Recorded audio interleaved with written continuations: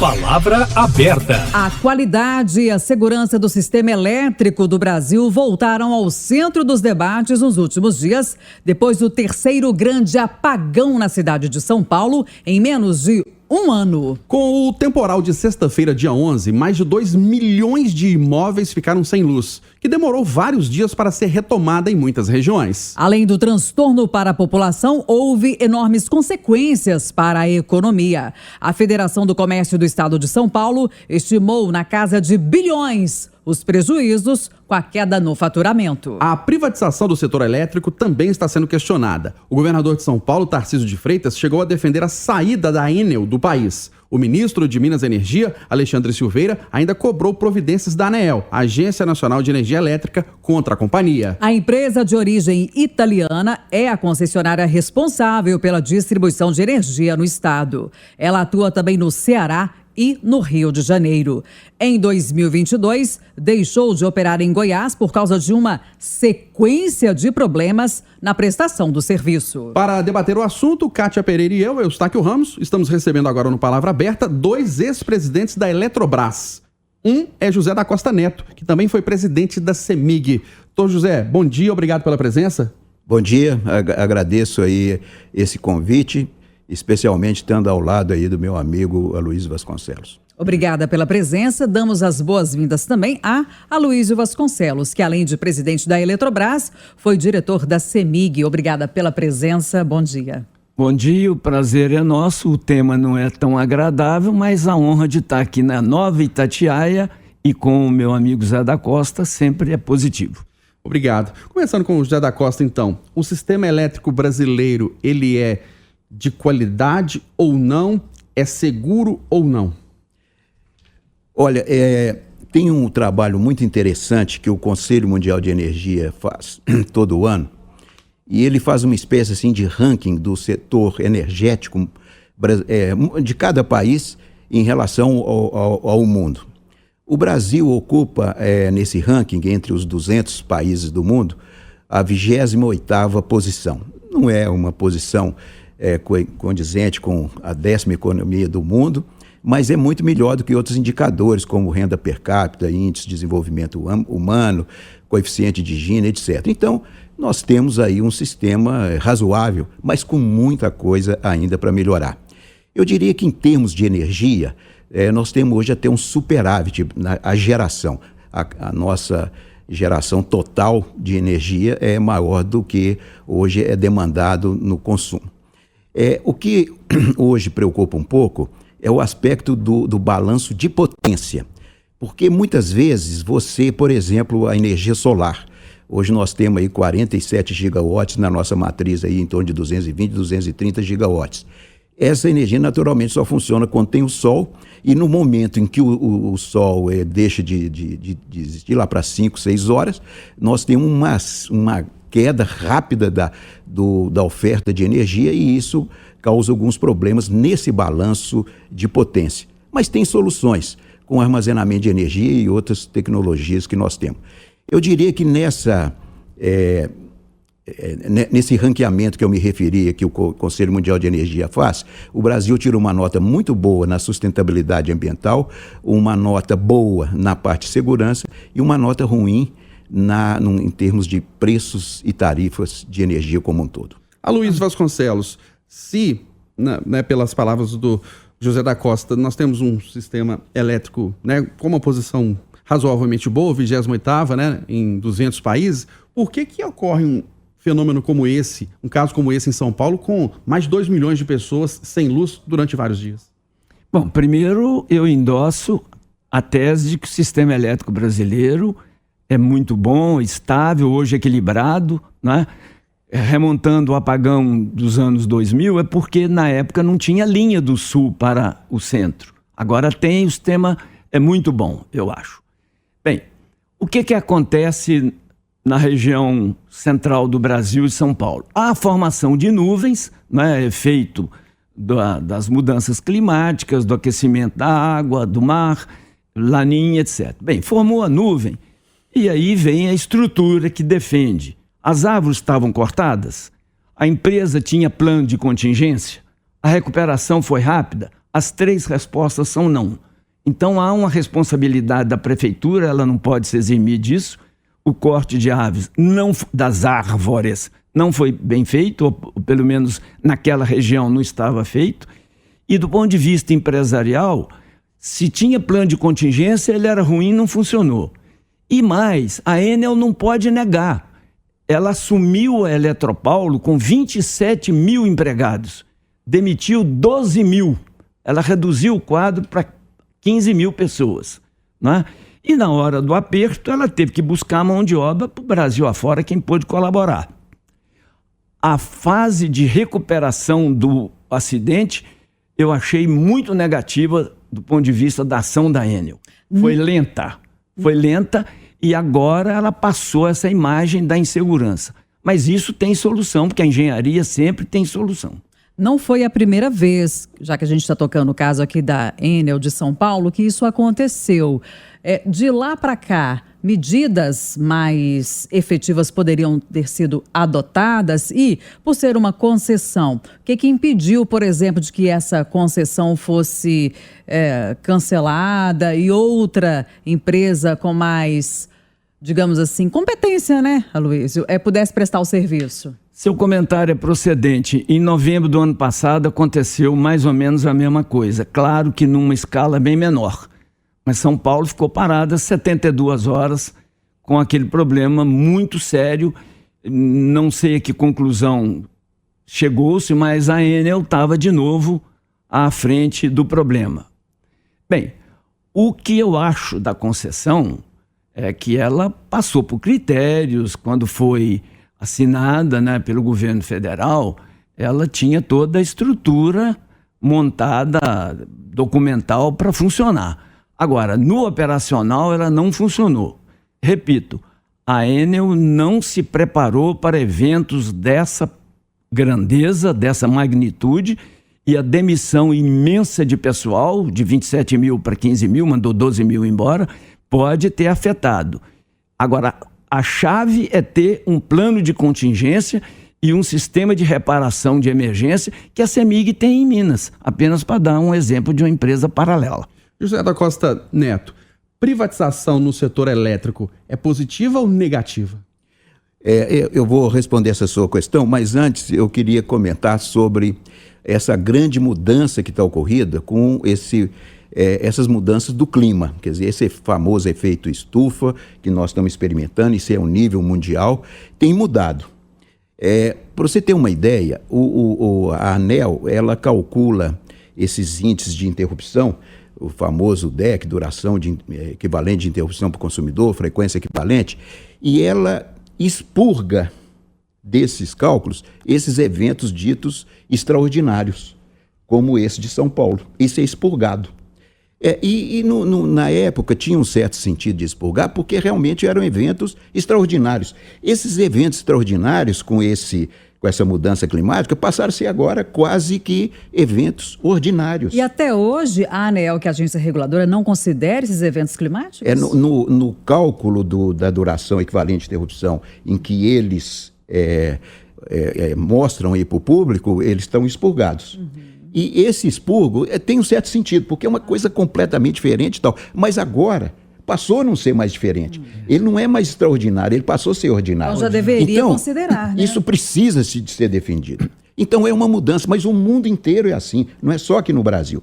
Mas isso precisa. O que eu acho, no meu ponto de vista, é que no lugar de nós estarmos procurando assim um entendimento para construir entre prefeitura, o nível de estadual, federal, nós, em vez de nós termos essa procura do entendimento para construir, nós estamos tendo um desentendimento para destruir.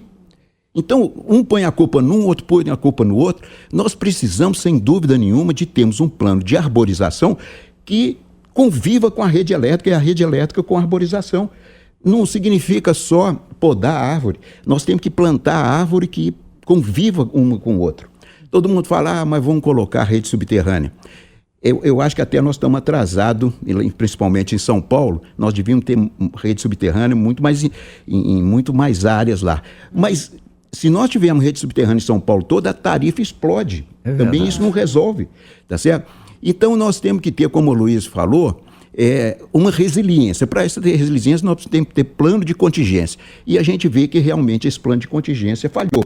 Esse plano de contingência significa você deixar tudo combinado previamente.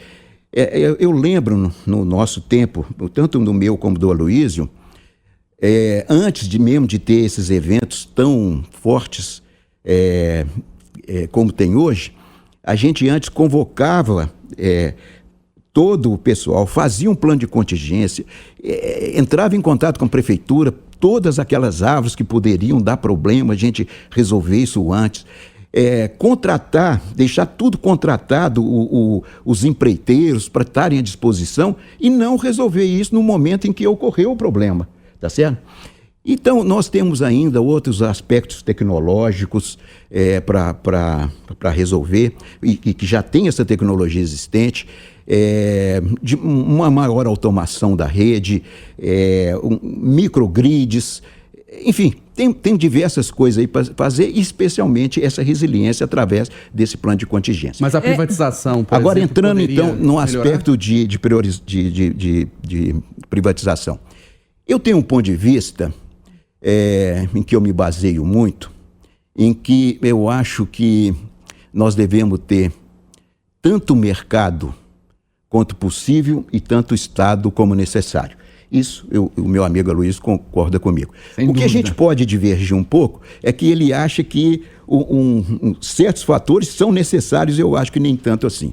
Eu julgo que o dever do Estado é primordialmente saúde, educação, pesquisa e segurança. E a parte de energia, se nós tivermos um bom sistema de regulação, eu acho que pode ir para a iniciativa privada. Nós temos exemplos de iniciativa privada que deram certo e que deram errado. Temos exemplos de empresas estatais que deram certo, como a nossa CEMIG, e outros exemplos que deram errado.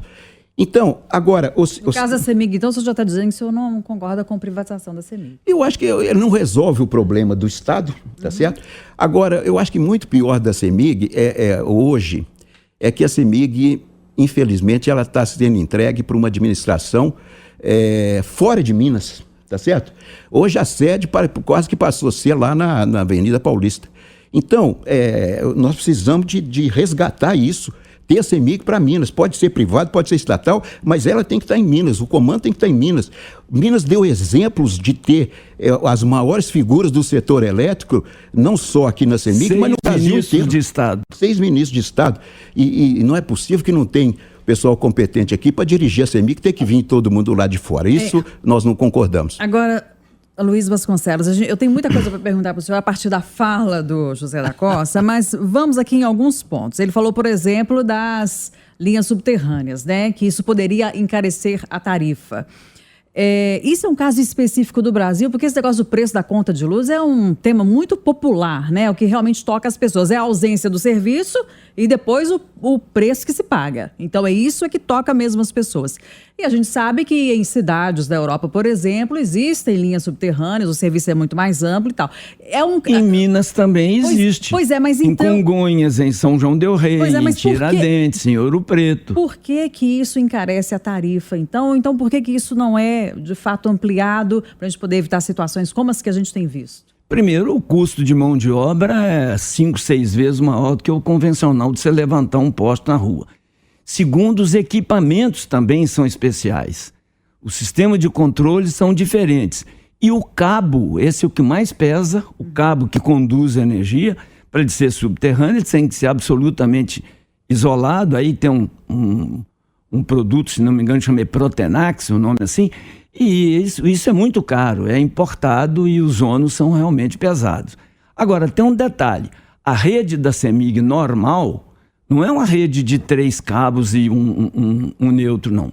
Ela tem a rede convencional, ela tem a rede protegida, onde tem os separadores de neoprene entre as 3 fases. Isso foi um avanço que a CEMIG deu para o país. e ela tem a rede totalmente ou subterrânea ou com cabos isolados, a rede isolada. É muito mais caro? É um pouco mais caro, mas a segurança também é muito melhor, né? Agora, você e o José da Costa falaram sobre a questão das árvores, de poda de árvores, da convivência da árvore com a rede elétrica. E a gente sabe que muitos dos problemas ocorrem justamente porque árvores, galhos caem na rede, na fiação. Mas em termos da qualidade dos equipamentos, o cabeamento, os postes, as luminárias, os transformadores, as linhas de transmissão, isso tudo é de qualidade no Brasil? Eu acho que é. Até quando não tem uma qualidade excepcional aqui, é aprovada a importação. Esse tal cabo que eu te citei, ele é importado. Mas a engenharia brasileira, a indústria brasileira, aqui em Minas, inclusive, né, na região de Itajubá, tem a fabricação de cabos dos transmissores de energia segura. Até porque outro fator, a linha de transmissão em alta voltagem é em cabo de alumínio. E onde faz mais alumínio no Brasil? É Minas Gerais, né? Ouro Preto, Poços de Caldas, Alcoa, etc. Enfim, eu acho que a resposta é positiva. Pois é, agora a gente já está quase concluindo aqui o nosso quadro, Palavra Aberta, sobre esse tema, mas eu preciso ouvir o senhor ainda sobre outras fontes de energia. O senhor fez algumas avaliações aí, né, que em alguns pontos o Brasil está bom, em outros pontos o país está, né, ruim. E em relação a outras fontes de energia, por exemplo, qual que é a avaliação do senhor sobre isso? O Brasil está tentando avançar, já avançou, está no meio do caminho? O Brasil é um dos países mais ricos do mundo em fontes energéticas. Nós temos aqui um grande potencial hidrelétrico que, infelizmente, por diversas razões, é um potencial aí de 260 gigawatts. Nós devemos ter aproveitado aí uns 110, 120 e o resto possivelmente nós vamos perder, vamos deixar de fazer, no meu modo de ver, um problema sério relacionado aí ao meio ambiente. Eu acho que nós poderíamos ter esse recurso de potência que eu me referi se nós tivéssemos usinas hidrelétricas com reservatório. Por exemplo, a usina de Belo Monte, ela não pode ser construída com reservatório. São questões ambientais burocráticas, é isso que São eu estou falando? questões ambientais, muitas vezes... Radicais e sem sentido técnico que ocorreu. Então, esse é um aspecto. Nós temos o sol, aqui os fatores de capacidade, que é a eficiência da geração de energia solar é muito maior do que na maioria dos países. Nós temos vento. Nós temos biomassa, nós temos a 6ª reserva de urânio do mundo e com só 1/3 do território devidamente levantado. Então, possivelmente, com todo, inferindo aí nesses outros, possivelmente nós temos a 2ª reserva de urânio do mundo para nuclear. Então, nós somos muito ricos em recursos energéticos. Então, esse mix de energia é muito promissor. E, especialmente agora, eu acho que o que nós precisamos de ter é cada vez mais agora armazenamento de energia para fazermos face a esses aspectos da volatilidade da geração solar e eólica que nós mostramos, ou a quantidade que nós já temos instalado. Uma pergunta final para você, Luiz Vasconcelos. Por que nós temos uma energia elétrica tão cara no Brasil? Bom, aí tem muito imposto, tem o custo e tem principalmente essa variedade de leis que são todo dia colocadas ou a favor da distribuição de energia ou a favor da energia solar, os chamados lobbies em Brasília. Eu não vi, eu fui deputado, estou à vontade para fazer essa crítica educada. Eu não vi uma lei nova gerada nos últimos tempos para beneficiar a população com custo operacional de energia mais barata. Todas são um pouquinho aumentando aqui e acolá. E é quase uma disputa em Brasília. O setor de distribuição, com as suas projetos de lei na Câmara ou no Senado, e o setor de geração solar tem uma entidade fortíssima em São Paulo, com a mesma forma. Então, a minha vocação de servir à comunidade, à população, é que tem que parar esses lobbies em Brasília, se possível, né? O governo poderia, através da sua liderança, dar um stop nisso e pensar na população mais pobre, na população mais carente. E isto já existiu. Por exemplo, o projeto Luz para Todos, o maior programa de eletrificação rural do mundo, reconhecido pela ONU. E ele foi, inclusive, a ONU deu um prêmio à Eletrobras pelo Luz para Todos. Eu não fui lá receber, porque eu não tenho essa vaidade, mas foi o Walter Cardial lá, que era o nosso diretor, e recebeu. Isto é, sim, pensar na população. Então, a política é feita, a arte, a ciência, a virtude, se promover o bem comum. Então, a política tem que enxergar o bem da população e não gerar despesa e ônus que, infelizmente, tornam a conta de energia mais elevada. Tocando aqui no outro tema popular, mesmo para finalizar, horário de verão ajuda ou não? O horário de verão, ele ajuda no momento de máxima solicitação, momento de pico, em torno aí de 2% a 3%. E a energia como um todo é pouca. O que acontece é que hoje nós temos esse evento extraordinário, que é um evento novo, né, extraordinário, um evento novo, que é essa energia solar muito intensa, né, quer dizer, 47 gigawatts já instalados. E que eles saem num momento, vamos dizer, quando está entre 5 e 6 horas. Então, se por acaso a gente prolongar esse período do horário de verão, quando ele sair, já temos um pico menor, e isso favorece muito. Eu acho que esse é o aspecto técnico novo que tem hoje, mas a gente verifica que a população, pela última pesquisa que eu vi, 50% é a favor, 50% ao contrário. Eu acho que isso aí vai ser muito mais pesado com esse aspecto político do que propriamente desse aspecto técnico. Quer dizer, ajuda, mas não resolve totalmente. Aloysio Vasconcelos, uma palavra final? Bem, eu queria aproveitar aqui a grande audiência da Rádio Itatiaia para fazer chegar ao governador do estado, respeitosamente, um apelo. O senhor governador mandou fechar a Escola Técnica da CEMIG de Sete Lagoas. Uma escola que só fez bem, ajudou os engenheiros, ajudou os técnicos, ensinou os leituristas, ensinou os motociclistas, ensinou aqueles meninos que sobem no poste com segurança. Essa escola técnica, ela tem uma história, ela nasceu 71 anos atrás com a Electricité de France doando os equipamentos. E olha que a CEMIG vai fazer 73, hein? Então agora ela está fechada. Isso é uma tristeza, governador. Fechar uma escola dói no coração. E para nós, engenheiros eletricistas, fechar a escola de Sete Lagoas é uma ignomínia. Vossa Excelência podia refletir, pensando bem na grandeza da CEMIG, nos operários e na própria história da empresa, reabrir, enquanto temos tempo, a Escola Técnica de Sete Lagoas da CEMIG. Nós debatemos o Palavra Aberta de hoje, a qualidade e a segurança do sistema elétrico do Brasil. Recebemos 2 ex-presidentes da Eletrobras. José da Costa Neto, que também foi presidente da CEMIG. José da Costa, obrigado pela presença, um grande abraço.